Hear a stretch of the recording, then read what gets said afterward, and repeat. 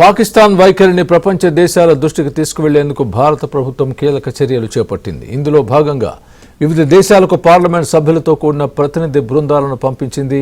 పాక్ ఉగ్ర శిబిరాలపై ఆపరేషన్ సింధూర్ గురించి పలు దేశాలకు స్వయంగా వివరించనుంది.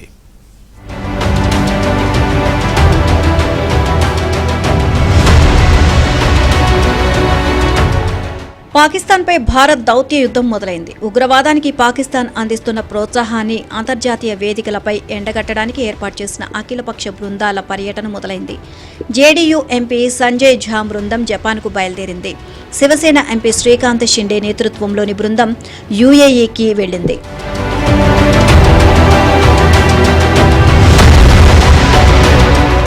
ఈ బృందాల్లో ఎంపీ సంజయ్ బృందంలో బీజేపీ ఎంపీలు అపరాజిత సారంగి, బ్రిజ్లాల్, హేమాంగ్ జోషి, ప్రధాన్ బార్వా, తృణమూల్ కాంగ్రెస్కు చెందిన అభిషేక్ బెనర్జీ, సిపిఎంకు చెందిన జాన్ బ్రిటాస్, కాంగ్రెస్ నేత సల్మాన్ ఖుర్షీద్, మాజీ దౌత్యవేత్త మోహన్ కుమార్ సభ్యులుగా ఉన్నారు. వీరంతా ఇండోనేషియా, మలేషియా, దక్షిణ కొరియా, జపాన్, సింగపూర్లో పర్యటించనున్నారు. ఇక షిండే బృందం Democratic Republic of Congo, Sierra Leone, Liberia వెళ్లనుంది.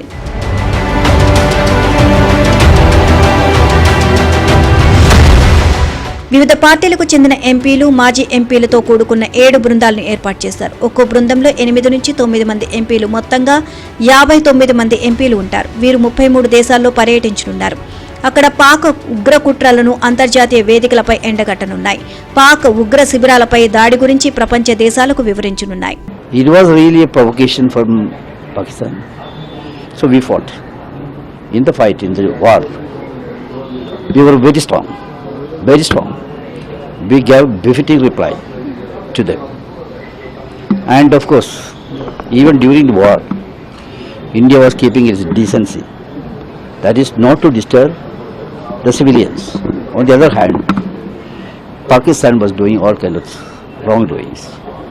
So these kind of things we will expose, representing Indian Parliament. That a mission we are doing. That's it. Position of India has to be explained because there are a lot of people and a lot of vested interests which are trying to create different stories.